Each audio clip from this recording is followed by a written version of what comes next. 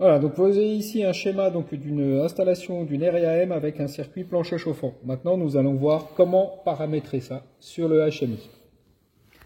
Alors ici, nous allons directement sur le menu et nous allons aller dans menu réparateur pour rentrer les paramètres.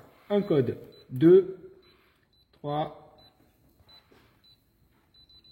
et 4.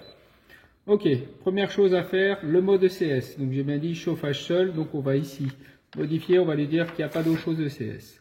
Le mode froid, pas de rafraîchissement, on va aller, le mode froid ici, on va aller le modifier, on va lui dire qu'il n'y en a pas de rafraîchissement. Ok, on revient en arrière, mode chaud. Donc ici on va régler le plancher chauffant. Première chose à faire, donc paramètre 3.12 pour lui dire que ce n'est pas des radiateurs, parce que d'usine c'est des radiateurs. On va régler donc en FHL qui est plancher chauffant. Ok. Deuxième paramètre, on va remonter donc sur le 3.8 pour le régler la courbe de chauffe. Donc on est sur du plancher chauffant, température max de départ 45 degrés. Ok. Température ici, on va basculer à 25, donc c'est pour régler la courbe comme je vous l'ai dit. Et ensuite la température extérieure qui elle est de moins 10. Voilà. Ensuite, on va régler donc le paramètre de la température ambiante qui est en 3.11. Voilà, ici. Ok, et on va le mettre à 17.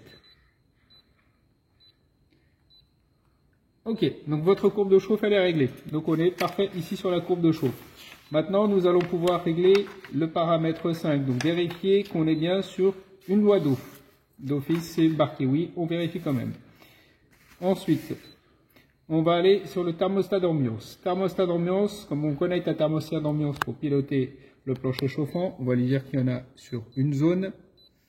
Voilà, donc là on revient maintenant sur le paramètre 15 pour lui dire que ce n'est pas le HMI, donc l'appareil que je suis en train de manipuler qui commande, mais le thermostat d'ambiance. Donc là on est en 15.6, ok, et donc là on lui dit que c'est l'IDU.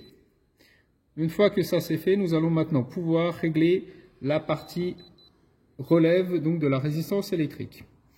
Donc la résistance électrique, donc en point 7 ici.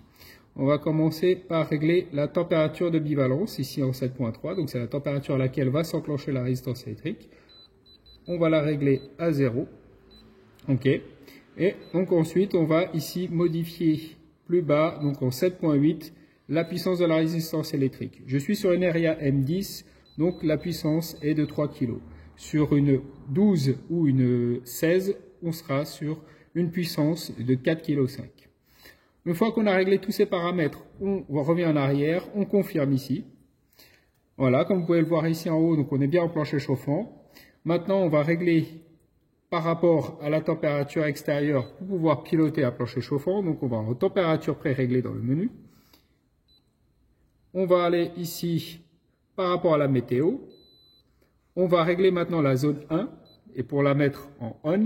Donc cette fois-ci sur le bouton on-off ici pour rentrer. En 3 c'est du radiateur. On bascule sur du 9. On confirme. On revient en arrière. Hop, encore une fois, et voilà. Et maintenant, tous les paramètres sont réglés sur le plancher chauffant. 3. Alors, voici ici maintenant le schéma pour sur la carte qui est située à l'intérieur ici du groupe extérieur, sur lequel vous allez raccorder donc le thermostat d'ambiance. Le HMI, donc l'appareil que j'ai manipulé juste à l'instant, vous allez le raccorder ici sur la carte. Et vous avez les différents switches qu'il faudra ici aussi basculer, donc qui se retrouvent là.